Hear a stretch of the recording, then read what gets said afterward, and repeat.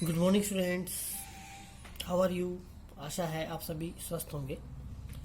DElEd second year की कक्षा में आपका हार्दिक अभिनंदन। आज हम पढ़ेंगे डिस्काउंट के बारे में। बट्टा कटौती डिस्काउंट। दुकानदार जो हैं वो ग्राहकों को प्रोत्साहन देते हैं विभिन्न रूपों में। जैसे कई बार दुकानदार ने कोई सामान बेचने के लिए रखा है, वो ये कहता है कि 1 किलोग्राम का अगर आप डिटर्जेंट ले जाएं तो 100 ग्राम आपको फ्री मिलेगा।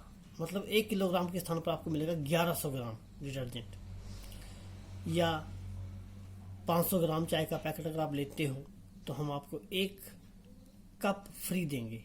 ठीक है, तो ये जो प्रोत्साहन है ये कभी कभी किसी वस्तु के साथ जो मूल्य जुड़ा रहता है, लगा हुआ जो मूल्य होता है, जिसे दुकानदार ग्राहक को उस वस्तु का मूल्य बताता है, उसमें वो कमी करके भी दिया जाता है। ठीक है, तो ये जो लगा हुआ मूल्य होगा, ये जुड़ा हुआ मूल्य होगा, ये उस वस्तु का होगा अंकित मूल्य। मार्केट प्राइस बोलते हैं इसको, लिस्ट प्राइस बोल देते हैं, सूची मूल्य। और उस मूल्य में की गई जो कमी है उसको हम क्या कहते हैं? कटौती, डिस्काउंट। और ये जो डिस्काउंट होता है ये हमेशा ही अंकित मूल्य पर निकाला जाता है। ठीक है, तो कटौती के बारे में देखिए, यदि कोई दुकानदार किसी वस्तु के लिखित मूल्य या सूची मूल्य पर छूट दे, जिस वस्तु पर जो अंकित मूल्य है उस पर जब वो छूट देता है तो वो जो छूट दे रहा है उसी को हम बोलते हैं बट्टा या कटौती या डिस्काउंट। तो बट्टा जो है अंकित मूल्य माइनस विक्रय मूल्य। ठीक है, बट्टा कैसे निकालते हैं हम? अंकित मूल्य माइनस विक्रय मूल्य। और बट्टा या डिस्काउंट हमेशा अंकित मूल्य पर निकाला जाता है। तो अगर आपको बोला जाए बट्टा प्रतिशत निकालो या बट्टे की दर निकालो, तो बट्टा बटा अंकित मूल्य गुणा 100, ये फॉर्मूले आपने याद रखने हैं। विक्रय मूल्य क्या होगा? बेचना। तो जो उस वस्तु पर अंकित मूल्य किया होगा, लिखा होगा, ठीक है, उसमें से जितनी कमीशन हमने देनी है उसको माइनस करना पड़ेगा। तो विक्रय मूल्य हो जाएगा अंकित मूल्य माइनस बट्टा। इसमें रट्टा नहीं मारना है। ठीक है, तो विक्रय मूल्य वो हो जाएगा अंकित मूल्य माइनस बट्टा। विक्रय मूल्य निकालने का तरीका भी है। अगर बट्टा नहीं दे रखा, बट्टे की दर दे रखी है, तब कैसे निकालते हैं? तो फॉर्मूला लगेगा अंकित मूल्य मल्टीप्लाइड 100 माइनस बट्टा परसेंट ओवर 100। ठीक है, और अगर अंकित मूल्य पूछा हो तो ये होता है 100 इंटू विक्रय मूल्य ओवर 100 माइनस बट्टा परसेंट। तो ये कुछ फॉर्मूले आपने याद रखने हैं। ठीक है, अब हम एक प्रश्न करते हैं। पहला प्रश्न है, देखो, एक पुस्तक का अंकित मूल्य 30 रुपये है। कोई पुस्तक है, उसका अंकित मूल्य आपको दे रखा है 30 रुपीज, और यह 15% बट्टे पर बेची जाती है। तो इस पुस्तक पर दिया गया बट्टा भी निकालना है और उसका विक्रय मूल्य भी निकालना है। अब आपको क्या दिया हुआ? देखो, आपको दिया हुआ है पुस्तक का अंकित मूल्य बराबर है 30 रुपये।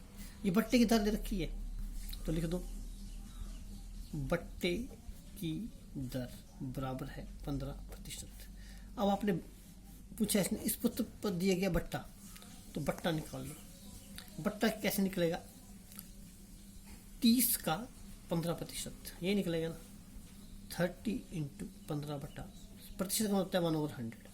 ठीक है, ये जी कट गया, 5 दूनी 10, 5 3 15, 9/2। ठीक है, 9/2 ही आया, तो ये आया 2 चौके 8, 2 4 रुपये 50 पैसे। ठीक है, अब इसने पूछा हुआ है इसका विक्रय मूल्य भी निकालो। तो पुस्तक का विक्रय मूल्य, पुस्तक का विक्रय मूल्य, विक्रय मूल्य के लिए मैंने फार्मूला आपको बताया कि अंकित मूल्य माइनस बट्टा, जो उस पुस्तक पर मूल्य लिखा था और जितना आपने बट्टा दिया, अगर मैं उसको माइनस कर दूं उस अंकित मूल्य से, तो उतने में मैं पुस्तक बेच दूंगा। तो 30 रुपये तो उस पर अंकित था, 4 रुपये 50 पैसे में उस पर छूट दे रहा हूँ, तो 30 में से 4 गए 26, लेकिन 4.5 घटाने हैं, तो 25 रुपये 50 पैसे। ठीक है, क्लियर हो गया? आपको याद रहेगा नहीं?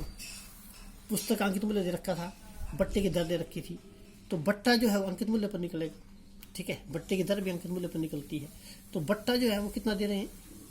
30 का 15% है, 15%।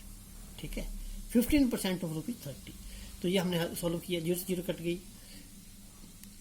5 3 15, 5 2 10, 3 3 9, 9/2 ₹4.5, और विक्रय मूल्य क्या होता है? अंकित मूल्य माइनस बट्टा। क्लियर हो गया। नेक्स्ट क्वेश्चन देखिए, एक मेज जिसका अंकित मूल्य ₹1200 था, कोई मेज है और उसका अंकित मूल्य कितना है? ₹1200, दीपावली पर ₹1100 में बेची जाती है। ये अंकित मूल्य है और ये विक्रय मूल्य है। तो इसने पूछा बट्टे की दर ज्ञात करें। तो बट्टे की दर निकालने के लिए पहले आपको बट्टा निकालना पड़ेगा। तो बट्टा कैसे निकलता है? बट्टा कैसे निकलता है? क्योंकि जो अंकित मूल्य लिखा हुआ है और जितने में बेची जा रही है, अंकित मूल्य से अगर आप विक्रय मूल्य माइनस करें तो बट्टा निकल जाएगा। तो अब आपने लिखना है यहाँ पर मेज का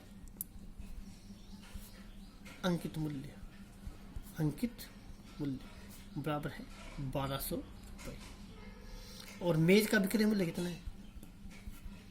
मेज का बिल्कुल आसान प्रश्न है, ₹1100। ये उस पर लिखा हुआ था और इतने में बेच दी, तो कितना बट्टा दिया? डिस्काउंट कितना हुआ? 1200 में से आपने 1100 माइनस करने हैं, तो ये आया ₹100। ठीक है, तो बट्टे की दर पूछी है इसने, बट्टे की दर। बट्टे की दर कितना जाएगा? बट्टा बटा अंकित मूल्य गुणा 100। अंकित मूल्य पर निकलता है ये हमेशा। ठीक है, 2 से 2 जीरो कट गई। ठीक है, अब इसको काट दो, 4 3 12, 25 चौके 100। ठीक है, 25/3, 25/3% क्या आएगी? बट्टे की दर। क्लियर हो गया? कोई डाउट? नेक्स्ट क्वेश्चन करते हैं।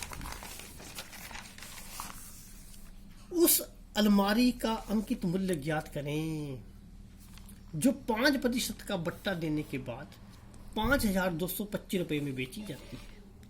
This is very important question. Questions की मैं वैरायटी आपको करवा रहा हूँ ताकि इस तरह के प्रश्न आप हल कर पाएं। सभी क्वेश्चन कहीं ना कहीं डिफरेंट हैं, एक दूसरे से भिन्न है, इसीलिए ताकि आपको जो है वो ज़्यादा से ज़्यादा इसको समझने का मौका मिले। अलग अलग तरह के क्वेश्चन करेंगे तो ज़्यादा सीखेंगे। उस अलमारी का अंकित मूल्य ज्ञात करें, इसका मतलब अंकित मूल्य निकालना है हमने। जो 5% का बट्टा देने के बाद, बट्टा कितना दे रहा है? ये 5%, तो ये बट्टे की दर होगी ना। और ये कहता 5% का जब बट्टा दिया तो कितने बेची गई? वो ₹5225 में बेची गई। तो अंकित मूल्य तो हमें पता है नहीं, तो हम लिख लेते हैं यहाँ माना अंकित मूल्य। आप ₹100 मान के चलते हैं क्योंकि प्रतिशत है, ये बट्टा 5% है, तो बट्टे की राशि ₹5 हुई ना। बट्टे की राशि कितनी हुई? ₹5, क्योंकि 100 में से 5% का मतलब 100 में से, तो अंकित मूल्य हमने 100 ही मानना है। तो बट्टे की राशि कितनी हुई?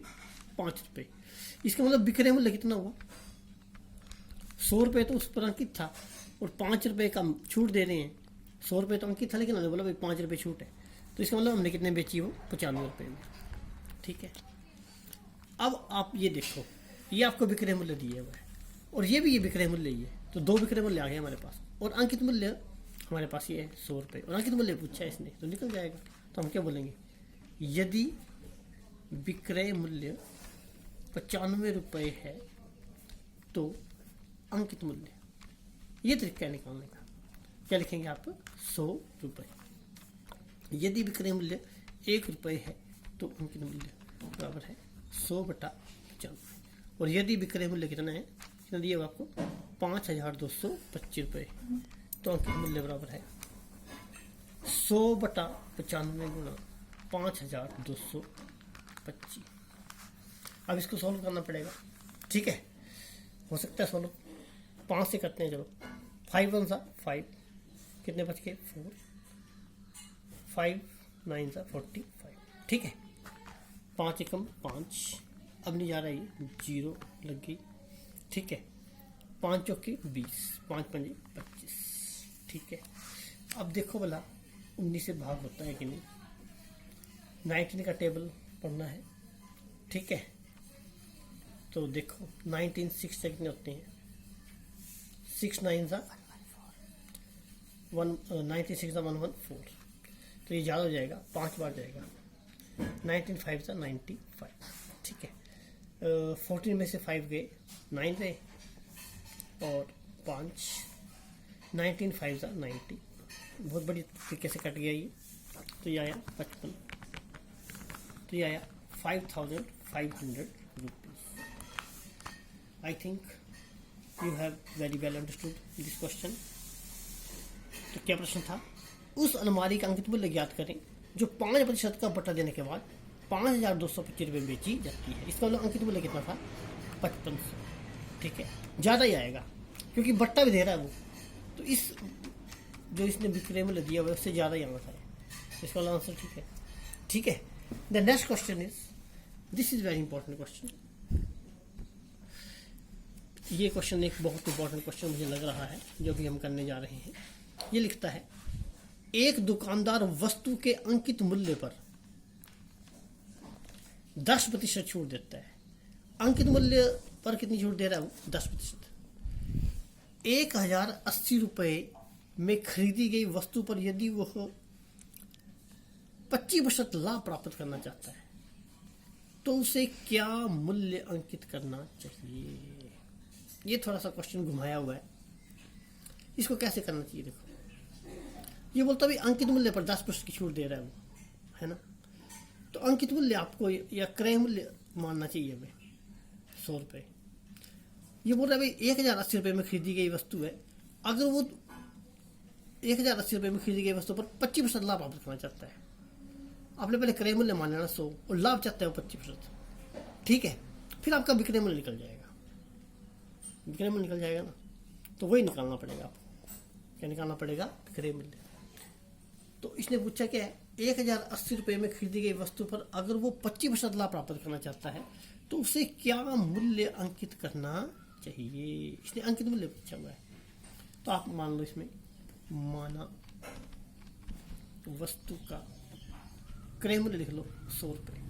100 लाभ कितना लेना चाहता है वो? 25%, ठीक है। ऐसे ही है। अब आप क्रय मूल्य दे रखो तो विक्रय मूल्य निकालते हैं ना। तो ये क्या होता है, विक्रय मूल्य कैसे निकालते हैं यहाँ पर क्रय मूल्य आपको थोड़ी दे रखा है। ये क्रय मूल्य 1080 या 1080 लिखना पड़ेगा, थोड़ी सी माना नहीं लिखना। यहाँ वस्तु का क्रय मूल्य दे रखा है, ठीक। अंकित मूल्य निकालना है हमने। आप लिखो वस्तु का क्रय मूल्य, वस्तु का क्रय मूल्य 1080 रुपये। इसको थोड़ा ठीक कर लो, 1080 रुपये है, ये क्रय मूल्य है। लाभ हो गया 25%। विक्रय मूल्य लिखना आपने। विक्रय मूल्य क्या होता है? क्रय मूल्य गुणा, ये होता है 100 जमा लाभ प्रतिशत बटा 100, ठीक है।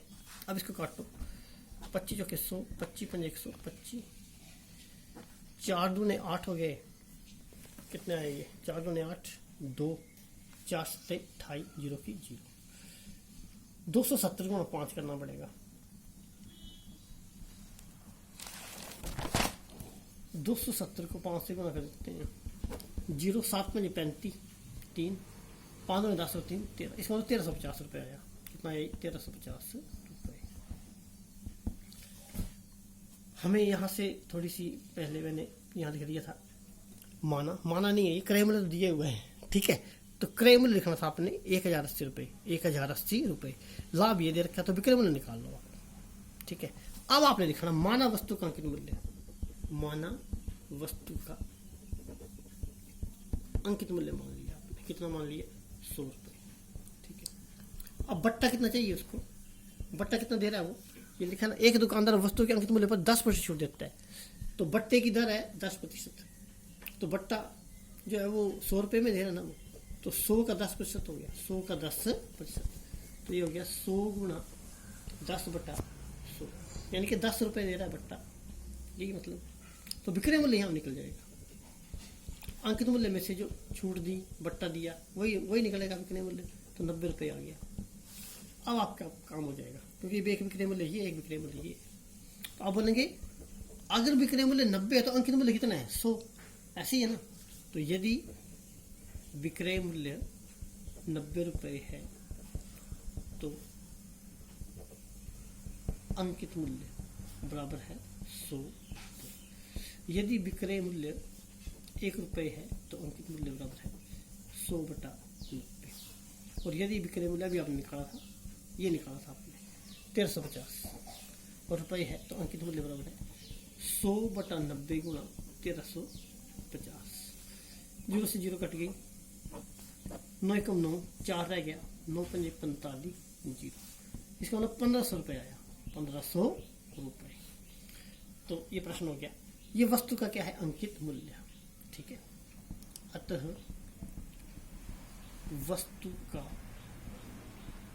अंकित मूल्य बराबर है 1500 रुपये। ठीक है, तो कुछ क्वेश्चन आज हमने किए, आशा है आपको समझ में आए होंगे। और भी हम प्रश्न आगे करेंगे, तो इन प्रश्नों को आप अपनी कॉपी पे उतार लें, कर लें। ठीक है, कुछ प्रश्न अगले वीडियो में मैं लेके आऊँगा। आज के लिए इतना ही बहुत है। ठीक है, और जो भी आपको काम करवाया जा रहा है सभी विद्यार्थी उसको काम करते रहें, नोट्स वगैरह बनाते रहें। ठीक है, और कहीं कोई अगर दिक्कत हो तो मुझे बताएं। वीडियो को जो है वो सब्सक्राइब कर लें चैनल को, ताकि कोई वीडियो मिस ना हो जाए। धन्यवाद।